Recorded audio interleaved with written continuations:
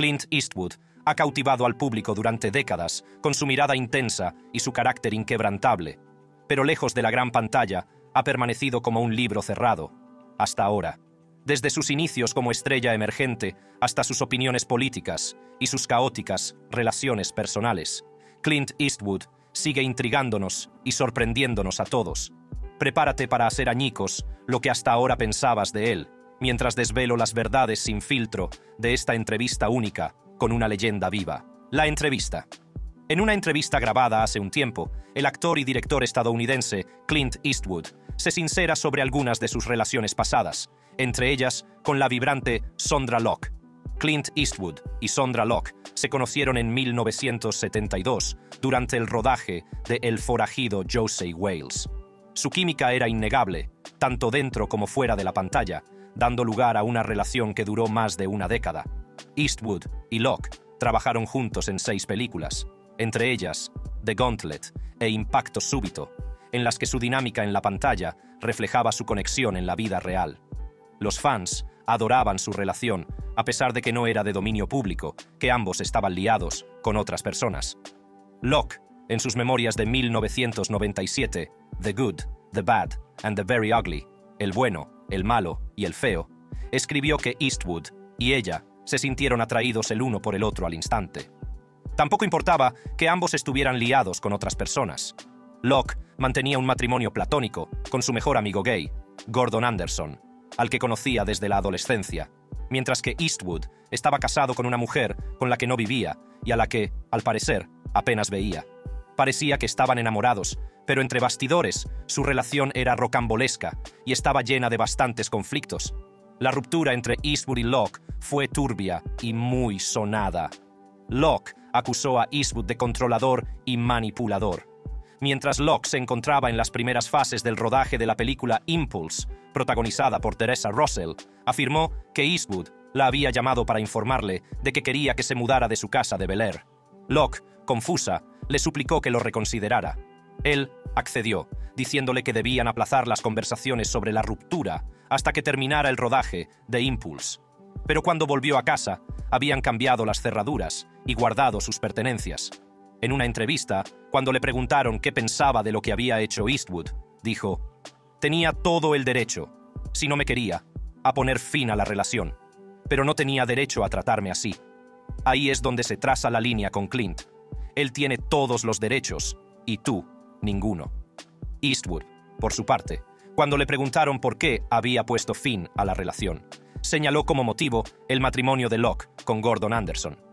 «Se pasaba entre el 98% y el 100% del tiempo mimándole», afirmó. «Me aburría.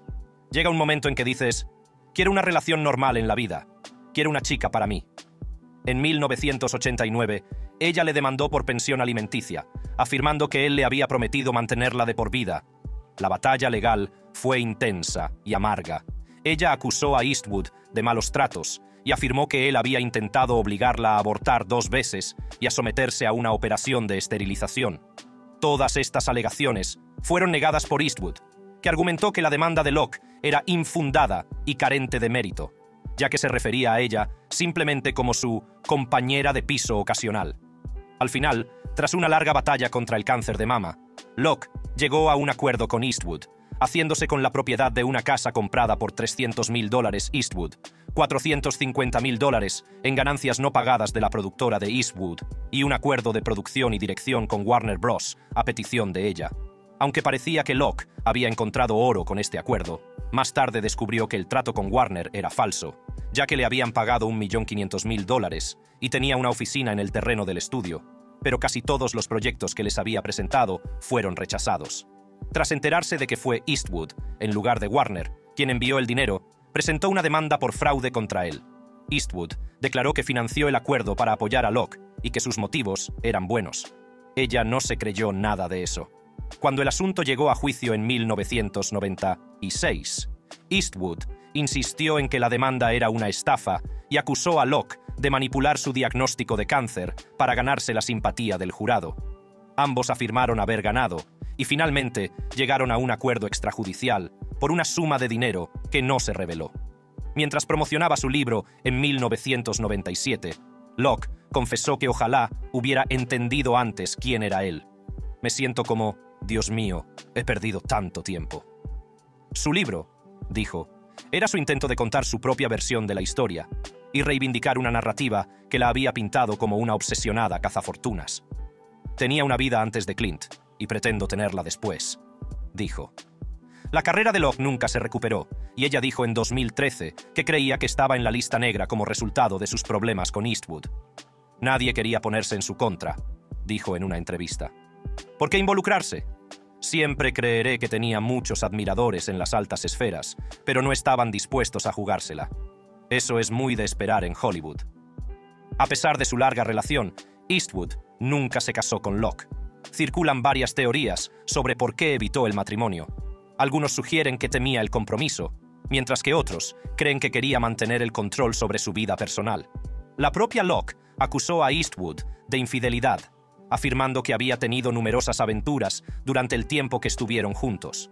Estas acusaciones complicaron aún más su relación y contribuyeron a su ruptura definitiva. Aunque Eastwood se había hecho un nombre como una fuerza a tener en cuenta en la industria del cine, su vida sentimental era realmente complicada. Se casó con Maggie Johnson en 1953, pero mantuvo varias relaciones extramatrimoniales. Una de ellas fue con Roxanne Tunis, actriz y bailarina, con la que tuvo una hija llamada Kimber en 1964. Según declaró Eastwood al autor Richard Schickel en una conversación para su libro Clint Eastwood, A Biography, afirmó que no supo que había dejado embarazada a Tunis y que había engendrado un hijo fuera del matrimonio hasta que la niña cumplió 1 año, y Tunis le sorprendió presentándole a su hija. Comparó el shock que experimentó aquel día con un accidente que había tenido en un plató de cine. Estaba tirado en el suelo con el viento que me daba, dijo. Me ha pasado con frecuencia en la vida. A veces algún impacto físico, a veces mental. Otra aventura significativa fue con Jocelyn Reeves, una azafata de vuelo. Eastwood y Reeves tuvieron 2 hijos juntos, Scott y Catherine. Desde entonces, Scott ha seguido los pasos de su padre y se ha dedicado a la interpretación. La capacidad de Eastwood para compaginar varias relaciones a la vez ha dado lugar a menudo a una enmarañada red de conexiones personales. En total, Eastwood tiene 8 hijos de 6 mujeres diferentes. Sus relaciones abarcaron distintos periodos de su vida y consiguió mantener en privado muchos de estos romances e hijos durante años. Además de Kimber, de Roxanne Tunis, y Scott y Catherine, de Jocelyn Reeves, Eastwood tuvo 2 hijos con su primera esposa, Maggie Johnson, Kyle y Allison. También tuvo una hija, Francesca, con la actriz Frances Fisher, y otra hija, Morgan, con la reportera estadounidense Dina Ruiz. La vida familiar de Eastwood es una compleja red de relaciones, cada una con su propia dinámica. Algunos de sus hijos mantienen una estrecha relación con él, mientras que otros permanecen más distantes. Scott Eastwood suele hablar bien de su padre, describiéndolo como un buen padre. Sin embargo, otras relaciones han sido más tensas debido a las numerosas aventuras amorosas de Eastwood y al carácter reservado de su vida personal. La vida personal de Clint Eastwood no solo ha sido turbulenta en sus relaciones, sino también dramática en sus conflictos. Uno de los incidentes más llamativos tuvo que ver con un reto de duelo en la vida real. El romance de Eastwood con una coprotagonista desembocó en un enfrentamiento con el marido de esta. El affair creó un escándalo que estuvo a punto de desembocar en violencia. El romance en cuestión ocurrió mientras Eastwood rodaba su película Paint Your Wagon. Se involucró sentimentalmente con la actriz Jean Seberg, cuyo marido, Romain Gary, novelista y diplomático francés, se enfureció al descubrir su compromiso. Consumido por los celos y la rabia, Gary retó a Eastwood a un duelo. Este incidente podría haber acabado trágicamente, pero afortunadamente no llegó a la violencia física, ya que Eastwood se había negado. Los romances de Eastwood en el plató y los conflictos posteriores fueron más allá de este incidente. Su estilo de dirección también se convirtió en un punto de discordia. Conocido por su enfoque decisivo y a veces autoritario, Eastwood chocaba a menudo con los actores. Prefería un proceso de rodaje rápido y eficaz, y era famoso por completar las escenas en pocas tomas. Este método chocaba con los actores, que preferían un enfoque más metódico y repetitivo para perfeccionar sus interpretaciones. Durante el rodaje de Los puentes de Madison, la coprotagonista Meryl Streep describió a Eastwood como distante, lo que creaba tensión en el plató. Nunca dice nada. Como directora, tenía que adivinar cuándo empezaba a actuar. Pasaba de detrás de la cámara a la cocina y decía, vale. Al principio, no sabía qué significaba ok, pero luego me di cuenta de que quería decir, ok, empieza a actuar. Del mismo modo, su enfoque directo chocó con Matt Damon durante el rodaje de Invictus. Incluso Tom Hanks parecía tener mucho que decir sobre las técnicas de Eastwood. Desde luego, no quieres una de esas miradas de Eastwood. Trata a sus actores como a caballos, porque cuando hizo la serie de los 60 Rawhide, el director gritaba ¡acción! Y todos los caballos salían corriendo. Así que cuando está al mando, dice en voz muy baja y suave, muy bien, adelante. Y en lugar de gritar, ¡corten!, dice, ¡ya basta! Es muy intimidante. Otra polémica surgió durante el rodaje de El proscrito Josey Wales.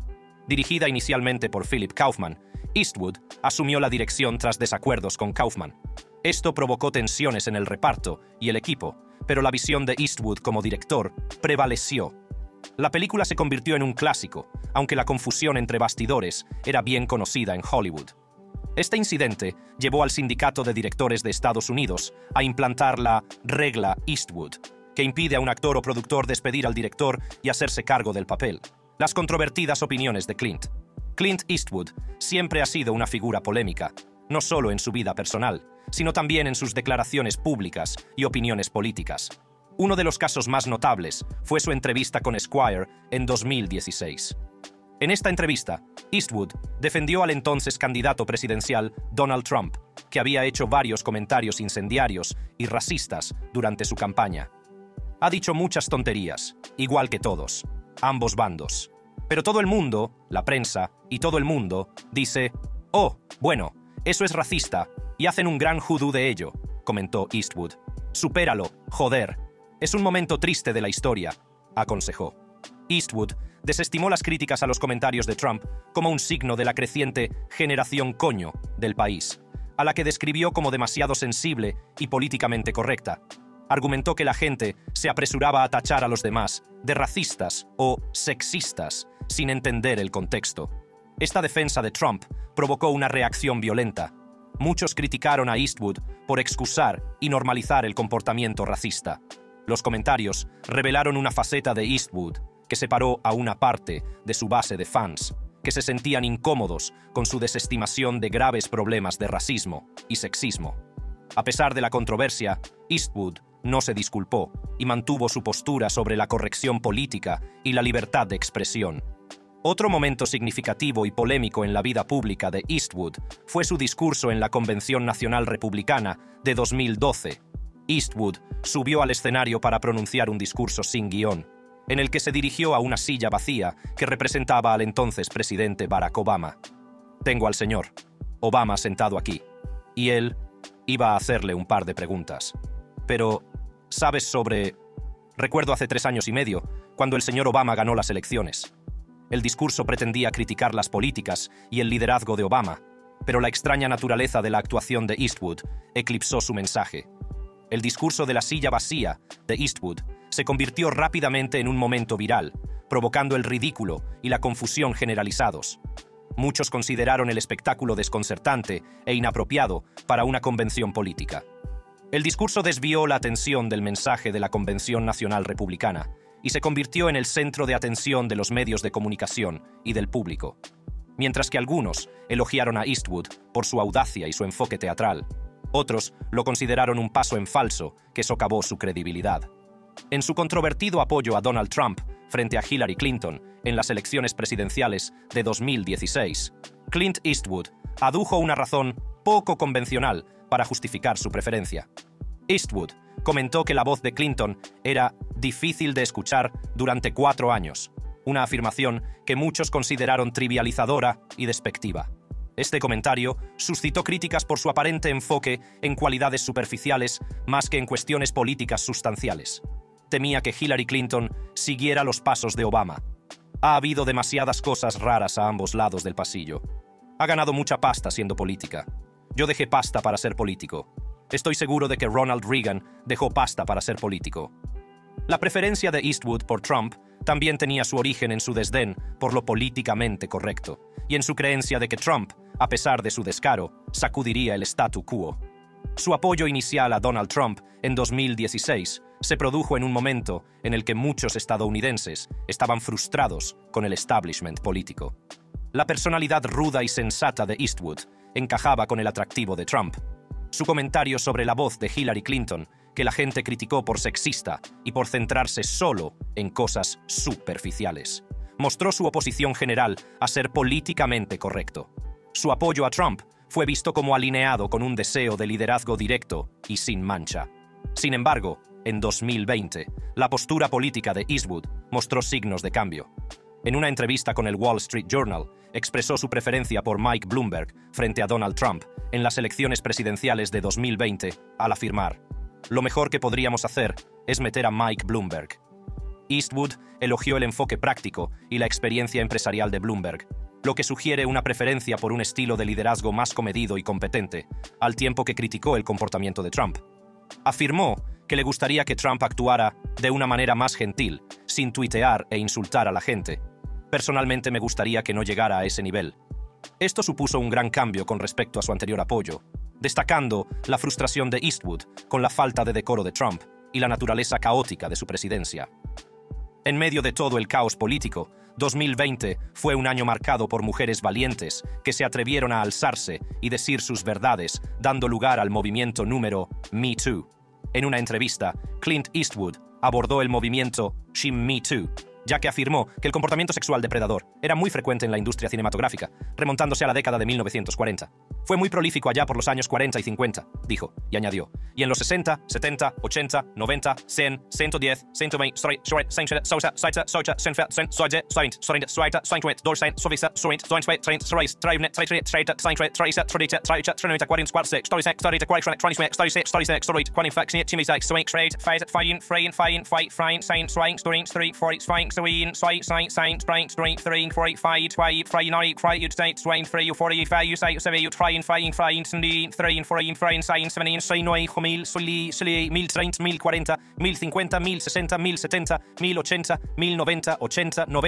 dijo, dio apoyo al movimiento Me Too, diciendo que la generación Me Too tiene sus puntos, y gritó a favor de las mujeres que están de pie contra las personas que están tratando de sacudirte para obtener favores sexuales.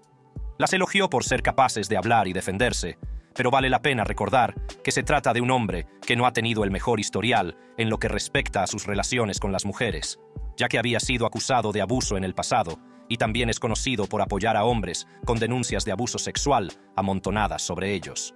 Durante los juicios contra Harvey Weinstein, Eastwood decidió intervenir, dando su opinión sobre los acontecimientos que rodearon los juicios.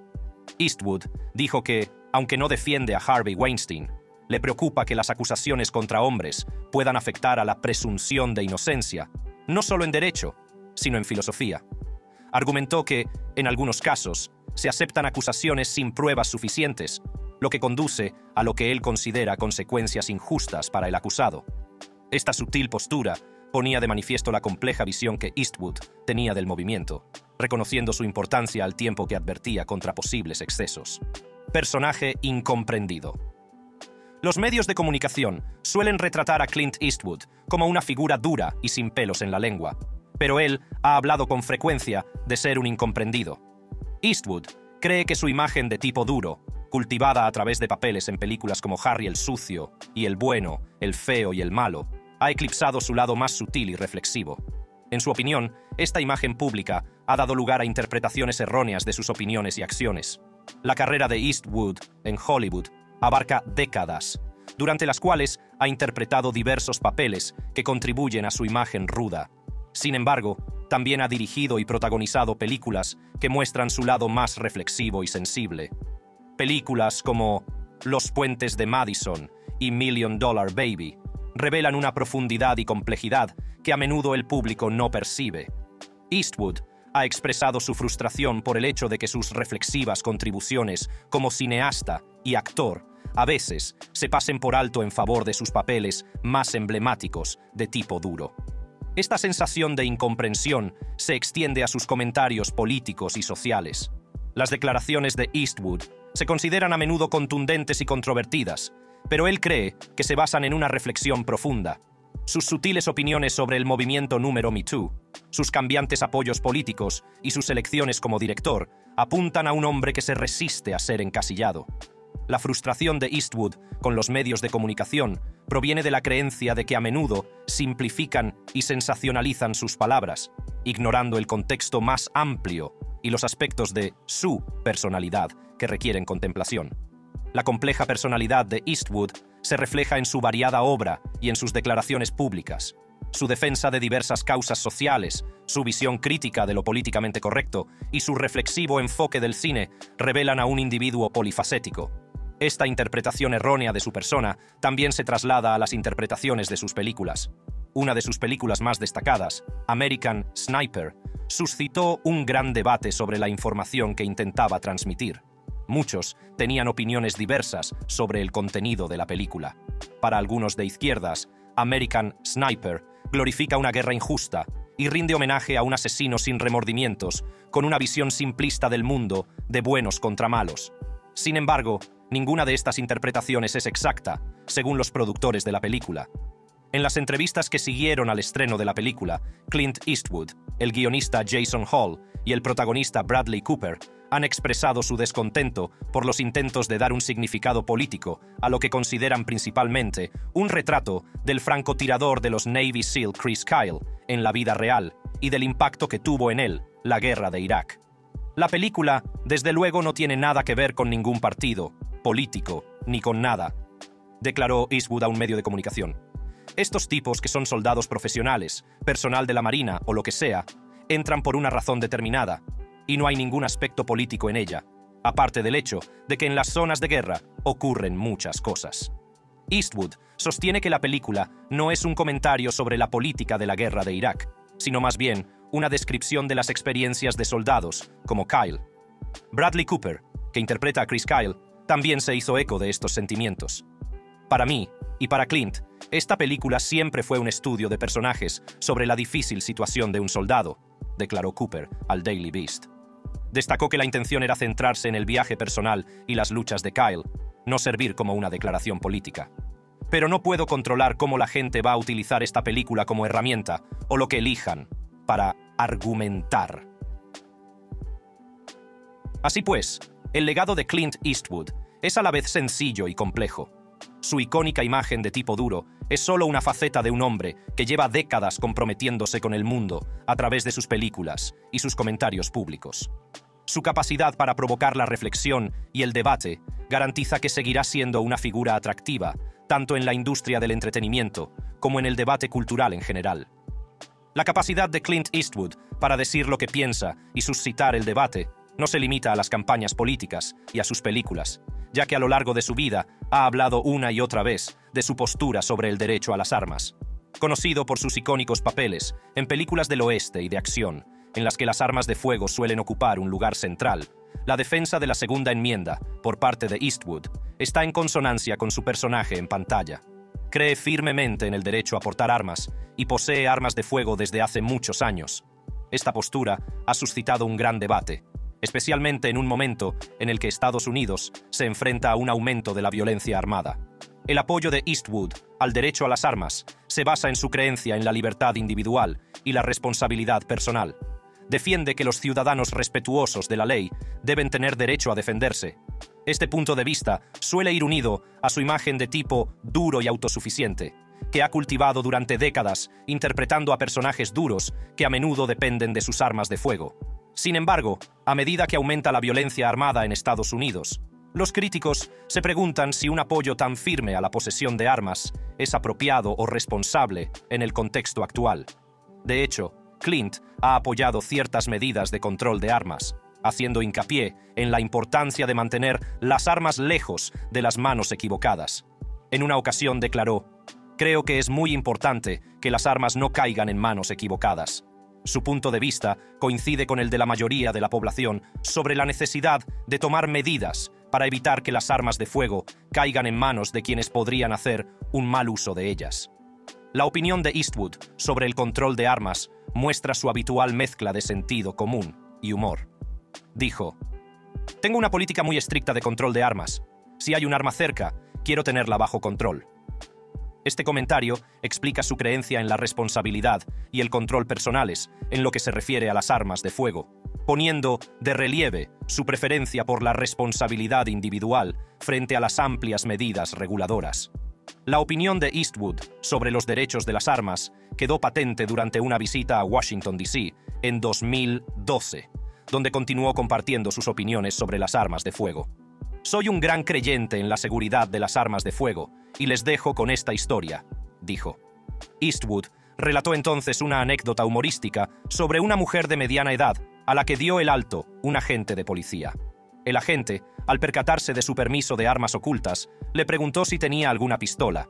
Ella revela todo un inventario de varias municiones. Y él le dice: «Dios mío, mujer, ¿de qué tienes miedo?». Y ella responde: «De nada», sonríe Eastwood. Eso resume un poco mi control de armas. Esta historia, con su mezcla de humor y comentarios mordaces, ilustra la creencia de Eastwood en ir bien armado para la protección personal, una postura que se alinea con la noción de autosuficiencia y preparación. El apoyo de Clint Eastwood a los derechos de las armas y a las preocupaciones medioambientales pone de manifiesto la naturaleza polifacética de sus creencias. Su defensa de la Segunda Enmienda, equilibrada con el reconocimiento de la necesidad de cierta regulación, y su compromiso con la protección del medio ambiente, a pesar de sus inclinaciones conservadoras, dibujan la imagen de un hombre que valora la libertad individual y la responsabilidad, al tiempo que se preocupa profundamente por el mundo que le rodea. Eastwood ha tomado importantes medidas para proteger el medio ambiente, sobre todo en su ciudad natal, Carmel by the Sea, California, de la que fue alcalde a finales de la década de 1980. Durante su mandato, promovió políticas para preservar la belleza natural de la ciudad y limitar el desarrollo excesivo. Sus esfuerzos se extendieron al apoyo de diversas iniciativas medioambientales y a la defensa de un uso responsable del suelo. Además, Eastwood ha incorporado sus preocupaciones medioambientales a sus proyectos empresariales. El trabajo de Clint Eastwood en el proyecto Mission Ranch de Carmel, California, demuestra hasta qué punto se preocupa por la conservación.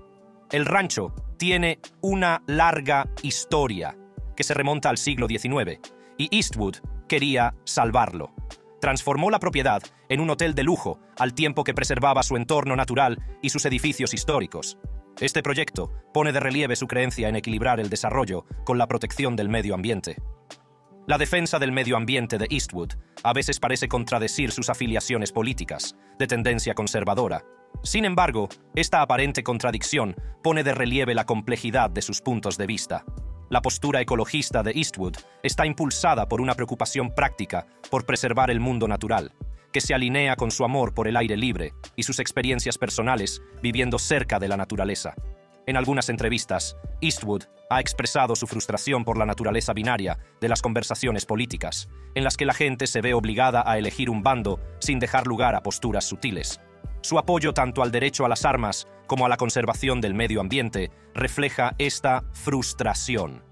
No se encasilla en ninguna ideología, sino que prefiere abordar cada asunto por sus propios méritos. ¿Le ha gustado este vídeo? Haga clic en cualquiera de las tarjetas de su pantalla para ver contenidos similares. Muchas gracias.